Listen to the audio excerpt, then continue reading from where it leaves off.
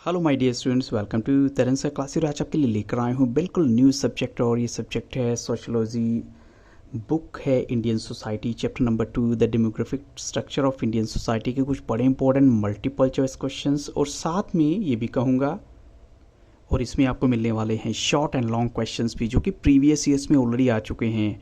तो यहाँ देखते हैं फर्स्ट क्वेश्चन आपके लिए क्या होने वाला है। लेकिन आपको ये भी कहूँगा इस वीडियो की डिस्क्रिप्शन बॉक्स को मत देखना भूलिएगा, वहाँ पर आपको सभी के सभी ह्यूमैनिटी सब्जेक्ट्स की, इंग्लिश की भी, पॉलिटिकल साइंस, हिस्ट्री, कुछ और वीडियोस के भी लिंक्स मिल जाएंगे, तो आप वो भी विजिट कर सकते हैं। और फिर भी किसी भी तरह की आपकी रिक्वायरमेंट है तो आप वो भी बता सकते हैं। जिस सब्जेक्ट में मैं डील करता हूँ आपकी हर पॉसिबल हेल्प करूँगा। So look at the very first question here. Demography is the systematic study of, आपको इस ब्लैंक को फिल करना है कि जो डेमोग्राफी है वो सिस्टमेटिक स्टडी है, लेकिन किस चीज़ की है वो स्टडी। तो यहाँ पर जो राइट आंसर है वो क्या देना है आपने? येस ऑफ कोर्स हम कहेंगे population. Population is the right answer. अब चलते हैं क्वेश्चन नंबर 2 के लिए। The term demography is origin of, ये जो टर्म है डेमोग्राफी ये किस वर्ड से लिया गया है? तो ऑप्शन आपके सामने है, या किस लैंग्वेज से लिया गया है हम कह सकते हैं। एक ग्रीक है, ओरिजिन ऑफ ग्रीक वर्ड है ये एक्चुअल में demography. So among the trends and processes associated with population, अगर हम ट्रेंड्स और प्रोसेसेस की बात करें जो पॉपुलेशन से रिलेटेड हैं, एसोसिएटेड हैं, विच one of the following demography does not study, इनमें से कौन सी चीज़ ऐसी है जो डेमोग्राफी स्टडी नहीं करती है? तो ऑप्शंस आपके सामने गिवन है। Changes in population size, patterns of birth, deaths and migration, the structure and composition of population, changes in climate conditions। तो यहाँ पर हम कहेंगे जो राइट आंसर है वो ऑफ कोर्स होना चाहिए, क्योंकि we are talking about demography is the study of population. तो पॉपुलेशन से रिलेटेड ये सब बातें तो आती हैं, लेकिन क्लाइमेटिक कंडीशन का कोई मतलब नहीं है। तो यहाँ पर राइट आंसर ऑप्शन डी है। अब चलते हैं क्वेश्चन नंबर 3 के लिए। Two different processes happened to take place at roughly the same time in Europe during the late half of the 18th century। अब दो बातें हुई यूरोप में during the late half of 18th century. So one is the formation of the nation state as principal form of political organisation. तो आपको दूसरी इसमें से बतानी है कौन सी हो सकती है। तो ऑप्शन आपके सामने गिवन है, on the basis of this option right answer दीजिए।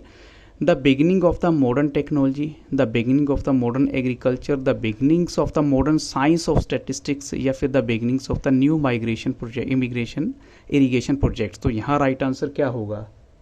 तो हम कह सकते हैं यहाँ पर जो राइट आंसर है वो ऑप्शन सी है, the beginning of the modern science of statistics. So this is the right answer here. अब चलते हैं क्वेश्चन नंबर 4 के लिए। Which one of the followings was not the function of modern state, इनमें से कौन सा फंक्शन मॉडर्न स्टेट का नहीं था? तो ऑप्शन आपके सामने है, to take an active interest in the development of early forms of public health management.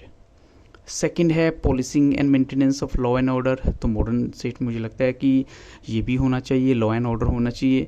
Economic policies relating to the agriculture and industry, तो ये भी होनी चाहिए। तो लास्ट ऑप्शन है हमारा यूनिवर्सल एडल्ट फ्रेंचाइज। तो यहाँ पर जो आंसर हम कह सकते हैं बुक में नहीं गिवन है, जो फंक्शन नहीं गिवन है वो कौन सा है? Yes of course universal adult franchise is not given. तो ऑप्शन डी यहाँ पर राइट आंसर है। क्वेश्चन नंबर 5 है, the American census of dash was probably the first modern census. So fill the blanks, आपको ब्लैंक फिल करना है कि America में कब हुई होगी सेंसस। तो वो सबसे मॉडर्न जो सेंसस मानी गई है। तो यहाँ पर राइट आंसर क्या होगा? येस ऑफ कोर्स हम कहेंगे जो करेक्ट आंसर है ऑप्शन बी है, 1790 की बोली गई है। और ये भी नोट करने वाली बात है कि जो practice of census soon began in Europe in the 1900। तो यानी उस शताब्दी में भी फिर से ये वाला सारा सेंसस का काम स्टार्ट हो चुका था यूरोप के अंदर। अब चलते हैं क्वेश्चन नंबर 6 के लिए। When did the British Indian government begin the census in India, उन्होंने किस टाइम पीरियड के दौरान सेंसस स्टार्ट की होगी इंडिया के अंदर? तो ऑप्शंस आपके सामने, और what do you think the right answer will be? 1867 to 72, 67 to 79, 67 to 790 या 67 to 80। तो यहाँ पर एक राइट आंसर है, और क्या है? येस ऑफ कोर्स हम कहेंगे राइट आंसर ऑप्शन ए है, बिटवीन 1867 to 72। और ये भी नोट करने वाली बात है कि जो रेगुलरली 10 ईयर बेसिस इसमें आ जाएगी। तो 10 ईयर बेसिस जो हमारी सेंसस हैं वो फिर स्टार्ट हो जाती है सिंस 1881 से। और इंडिया की अगर हम बात करें, और आपको ये भी पता होना चाहिए कि जो इंडिया की सेंसस है वो सबसे लार्जेस्ट है वर्ल्ड में। उसका रीज़न क्या है कि चाइना, नो डाउट चाइना की पॉपुलेशन बहुत ज़्यादा है, लेकिन चाइना जो है ये सेंसस कंडक्ट नहीं करवाता। अब आपके सामने नेक्स्ट क्वेश्चन आता है जो Emile Durkheim has given a famous study explaining the variation in. अब ये आपको ब्लैंक को फिल करना है कि उन्होंने कौन सी एक स्टडी दी है एक्सप्लेनिंग द वेरिएशंस इन, और इस ब्लैंक को फिल करनी है बर्थ, पल्स, सुसाइड या फिर इलेक्टोरेट। तो यहाँ पर जो राइट आंसर है वो है उन्होंने सुसाइड रेट को लेकर एक अपनी स्टडी दी है, एक्सप्लेन किया है उसमें कुछ ना कुछ। और Malthus theory of population growth was outlined in his, वो उन्होंने किस में एक्सप्लेन किया? तो ऑप्शन आपके सामने है essay on birth control, essay on population, essay on energy, essay on death rate. तो यहाँ पर जो राइट आंसर है वो है एसे ऑन पॉपुलेशन, और ये उनका एसे का पब्लिश हुआ था 1798 में। अब चलते हैं क्वेश्चन नंबर 9 के लिए। Which one of the following does not come under the preventive checks to control population by Thomas Malthus? इनमें से ऐसा कौन सा प्रिवेंटिव चेक के तौर पे नहीं आता जो पॉपुलेशन को कंट्रोल करने के लिए टॉमस माल्थस ने दिया हो? तो ऑप्शन आपके सामने है postponing marriage, practising sexual abstinence और अर्ली मैरिज, और या फिर कहीं सेलिबेसी। तो यहाँ पर उन्होंने जो नहीं सजेस्ट करा वो एक्चुअल में अर्ली मैरिज नहीं किया, बाकी तो उन्होंने बोला है कि ठीक है आप अपनी मैरिज को लेट कीजिए, या फिर सेक्सुअल एब्स्टिनेंस अपनाइए, या फिर सेलिबेसी वो होती है कि जब आप या तो अनमैरिड रहते हैं या फिर एक रिलेशन डेवलप नहीं करते हैं, फिजिकल रिलेशन जो है। अब चलते हैं क्वेश्चन नंबर 10 के लिए। Which scholars criticised Malthus for asserting that poverty was caused by population growth?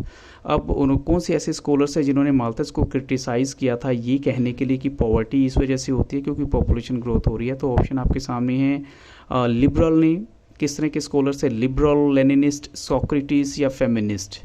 तो यहाँ पर अगर हम कहेंगे वैसे तो लिबरल तो है ही है, लेकिन साथ में लिबरल के साथ और कौन थे? यस ऑफ कोर्स वो है मार्क्सिस्ट स्कॉलर्स, जो एक्चुअल में एडिशनल में मैं आपको बता रहा हूँ। अब चलते हैं क्वेश्चन नंबर 11 के लिए। Which one of the following may be called another theory of demography? इनमें से कौन सी ऐसी दूसरी थ्योरी कही जा सकती है डेमोग्राफी की? तो ऑप्शन आपके सामने है demographic schedule, demographic data, population control, demographic transition. तो यहाँ पर उसका नाम है वो डेमोग्राफिक ट्रांजिशन भी हो सकता है, उसको कहा जा सकता है। ऑप्शन डी यहाँ पर राइट आंसर है। और according to this theory there are 3 basic phases of population growth. तो इसमें फर्स्ट स्टेज पे क्या माना गया है? First stage is that of the low population growth in a society that is under developed and technically backward. जो under developed और technically backward है ये उनका फर्स्ट स्टेज है। सेकेंड स्टेज में क्या बोला गया है कि ग्रोथ रेट आर लो, किस वजह से? Because the death rate and the birth rate are very high, so the difference between the two is low, इसलिए दोनों के बीच का डिफरेंस बहुत कम है। और थर्ड स्टेज वो मानी गई है one of the low growth in a developed society where both death rate and birth rate have been reduced considerably and the difference between the two is small, और इस वजह से भी दोनों के बीच का डिफरेंस बहुत कम है। तो इस तरह ये एक एडिशनल इन्फॉर्मेशन के तौर पे मैंने आपको बताया। अब चलते हैं क्वेश्चन नंबर 12 के लिए। The fertility rate which refers to the number of live birth per 1000 women in the child bearing age group. तो यूजली टेकन टू बी, इसको क्या हम कह सकते हैं, कौन सा एज ग्रुप होगा वो? तो ऑप्शन आपके सामने है और राइट आंसर क्या होगा? ये वो आपको वो एज ग्रुप बताना है जो चाइल्ड बियरिंग एज ग्रुप आप कह सकते हैं फीमेल के लिए। तो ऑप्शन आपके सामने गिवन है और राइट आंसर क्या होगा? येस ऑफ कोर्स यहाँ करेक्ट आंसर है ऑप्शन डी 15 to 49 ईयर्स। ये वो एज ग्रुप होता है जब विमेन जो है दे कैन कैरी चाइल्ड। अब चलते हैं क्वेश्चन नंबर 13 के लिए। High rates of infant and maternal mortality are an unambiguous indicator of backwardness and. अब जैसे इन्फेंट मोर्टेलिटी है या मेटरनल मोर्टेलिटी रेट, ये किस चीज़ के मतलब बिना किसी डाउट के हम कह सकते हैं इंडिकेटर हैं बैकवर्डनेस, और साथ में किस चीज़ के हैं ये? इलिटरेसी, लिटरेसी, पॉवर्टी या करप्शन। तो यहाँ पर हम कहेंगे जो राइट आंसर है यस ऑफ कोर्स पॉवर्टी के इंडिकेटर हैं। अब चलते हैं क्वेश्चन नंबर 14 के लिए। The dash is a measure comparing the portion of a population which is composed of dependents.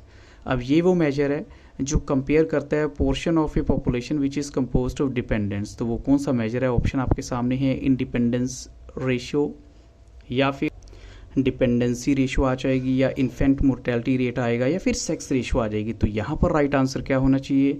तो ऑफ कोर्स इसमें हम कहेंगे जो राइट आंसर है वो डिपेंडेंसी रेशियो होती है। इसका मतलब क्या होता है? डिपेंडेंसी रेशियो का मतलब समझ लीजिए elderly people who are too old to work, या बहुत बूढ़े जैसे रिटायरमेंट के बाद वाले लोग हो गए, या फिर वो बच्चे जो अभी काम नहीं कर सकते, ये डिपेंडेंसी रेशियो की कैटेगरी में आते हैं क्योंकि ये लोग डिपेंड करते हैं वर्किंग क्लास के ऊपर, यानी जो काम कर सकते हैं उन लोगों के ऊपर। अब चलते हैं क्वेश्चन नंबर 15 के लिए। In which period the population of India was 0 या पॉपुलेशन जो ग्रोथ थी -0.03% थी, यानी इंडिया की पॉपुलेशन ग्रोथ इस टाइम पीरियड में रही होगी, वो टाइम पीरियड आपको बताना है। तो ऑप्शन आपके सामने ऑलरेडी गिवन है और राइट आंसर क्या होगा, तो यहाँ पर हम कह सकते हैं कि ये वो टाइम पीरियड था जब इंडिया की पॉपुलेशन ग्रोथ माइनस में काउंट हुई थी, वो था 1911 टू 1921।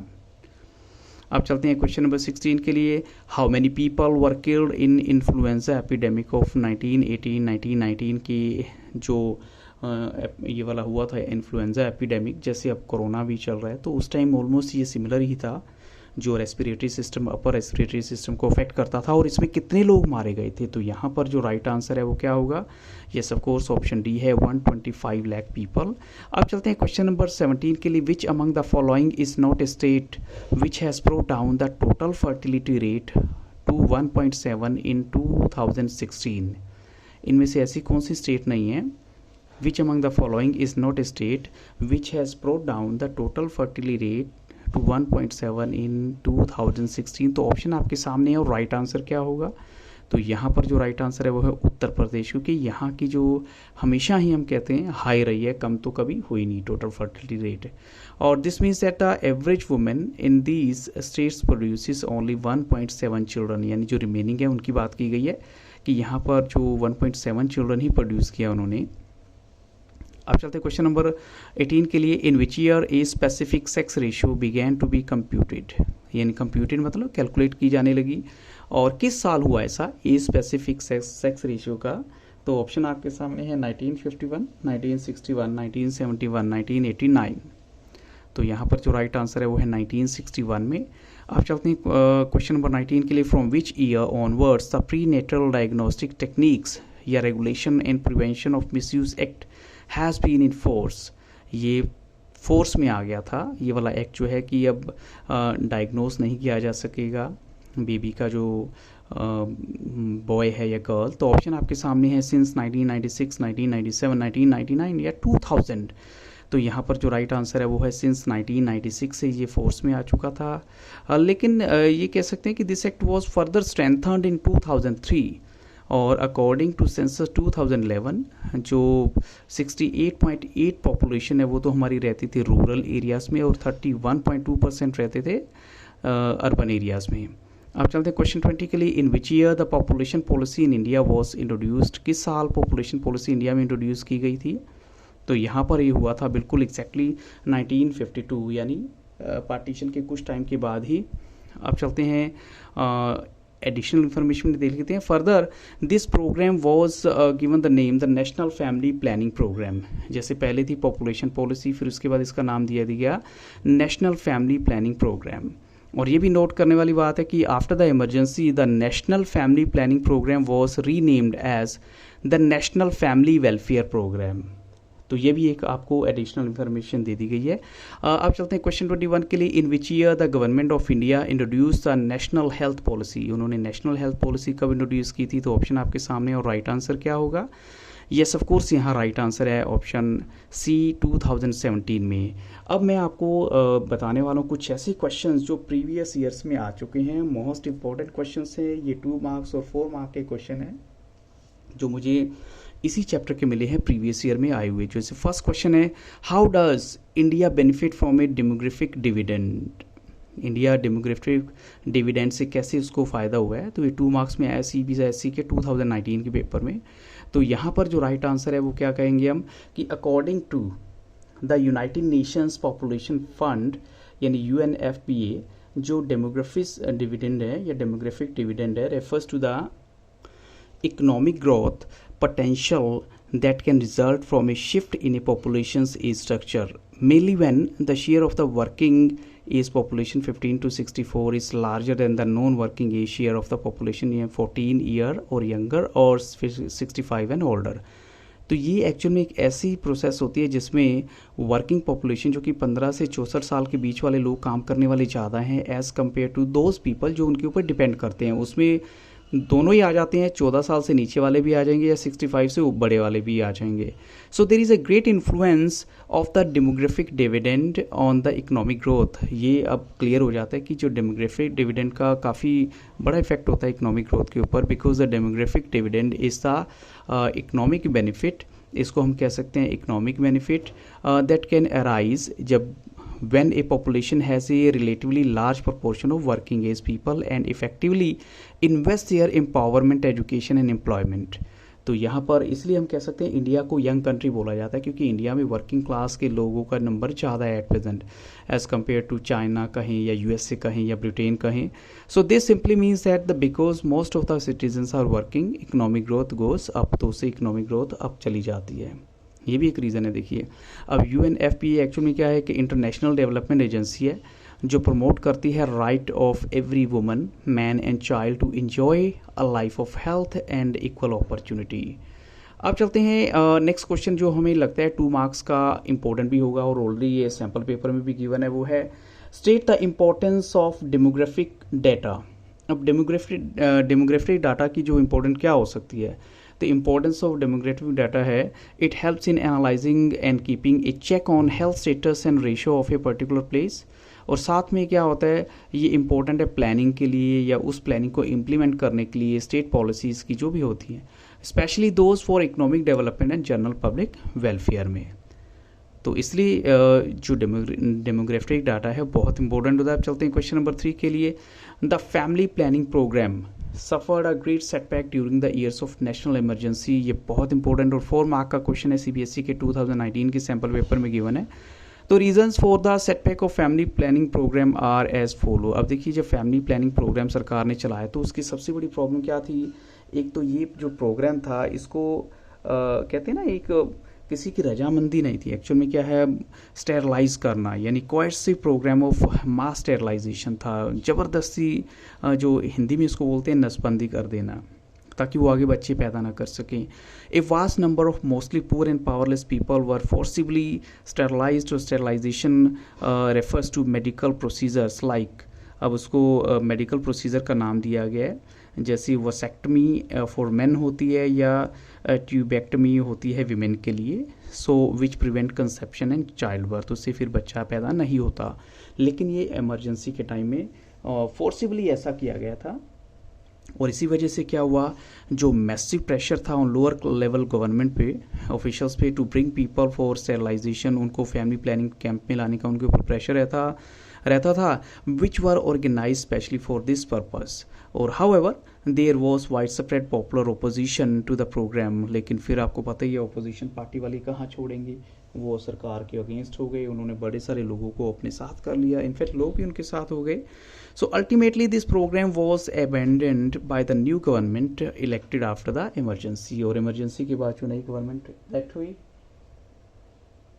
तो अब चलते हैं नेक्स्ट क्वेश्चन के लिए. इसमें है next question, what is meant by the structure of population. ये भी 2 मार्क्स में है. स्ट्रक्चर ऑफ पॉपुलेशन का मतलब क्या होता है, जो the age structure of population refers to the proportion of persons in different age groups in relation to their total population. For example जैसे मैंने आपको बोला 0 to 14 ईयर्स अलग ग्रुप आ जाएगा, 15 to 59 आ जाएगा नेक्स्ट ग्रुप, और जो 59 के बाद वाला अलग ग्रुप आ जाता है. तो the age structure varies in response to change in the level of development and average life expectancy. तो उस दोनों कंटेक्स में ये वेरी करता है, अलग अलग होता चला जाता है, अलग अलग ग्रुप्स में इसको डिवाइड किया जाता है. अब चलते हैं नेक्स्ट क्वेश्चन के लिए. So according to the demographers and sociologist what are the reason for the decline of child sex ratio in India. और ये भी CBSE के 2017 में गिवन है 2 मार्क्स में. तो जो factor responsible for the decline of child sex ratio include severe neglect of girl child during infancy, और ये भी हो सकता है leading to higher death rates, और ऐसी जो sex specific abortions leading to death of girl babies even before being born, या female infanticide means killing of the girl child due to religious और कल्चरल सेंटिमेंट से कुछ एक ऐसे reason है. तो ये हम कह सकते हैं the practice of female infanticide was prevalent since ages and modern medical techniques such as sonogram leads to sex specific abortions. तो ये कुछ एक रीज़न थे जिसकी वजह से क्या हम कह सकते हैं जो चाइल्ड सेक्स रेशियो इंडिया में क्या है डिक्लाइन पर है. कि मेल जो है वो ज़्यादा है और फीमेल कम है। अब चलते हैं क्वेश्चन नंबर 6 के लिए। What is the meaning of dependency ratio. Dependency ratio already हम समझ चुके हैं। ऐसे लोग जो डिपेंडेंट होते हैं पॉपुलेशन के लिए लिहाज से देखें तो the dependency ratio is a major which compares the part of the population which is composed of dependents, that is elderly people जो बहुत बूढ़े हैं और काम नहीं कर सकते, या फिर बच्चे जो बहुत छोटे हैं जो काम नहीं कर सकते, with A part that is in the working age group generally defined as 15 to 64 years। so है ये आ जाते हैं हमारे डिपेंडेंसी रेशियो में। अब चलते हैं क्वेश्चन नंबर 7 के लिए। Highlight the main features of the demographic dividend in India. अब इसके मेन फीचर्स बताइए। तो जो डेमोग्राफिक डिविडेंड है उसके जो सबसे इंपॉर्टेंट, सबसे पहले कि इंडिया की वेरी यंग पॉपुलेशन वाली कंट्री है। Majority of Indians average age is less than that of most of the other countries. और India has a large population of working age population, यानी 15 to 64 वाले हमारे पास बहुत ज़्यादा लोग हैं काम करने के लिए। And it has literally small proportion of old age population to support. और ऐसा भी नहीं है कि यहाँ बहुत जो बूढ़े हैं, नहीं, ऐसा भी नहीं है। पॉपुलेशन बहुत कम है जिनको सपोर्ट करना पड़ता है। और जो डिपेंडेंट पोर्शन ऑफ पॉपुलेशन है वो turn into working age population in some time, so due to demographic transition, so thus raising the prospect of growth. और इससे क्या होता है, और हमारे जो ग्रोथ का जो चांस है वो बढ़ जाते हैं क्योंकि हमारी वर्किंग एज पॉपुलेशन ज़्यादा है। तो ये कुछ इंपॉर्टेंट क्वेश्चन थे जो मुझे लगा आपके साथ डिस्कस करने चाहिए। I hope so this questions will definitely help you lot. और अगर वीडियो अच्छा लगा हो तो लाइक, शेयर, सब्सक्राइब करना मत भूलिएगा और साथ में अपना ओपिनियन देना भी मत भूलिएगा।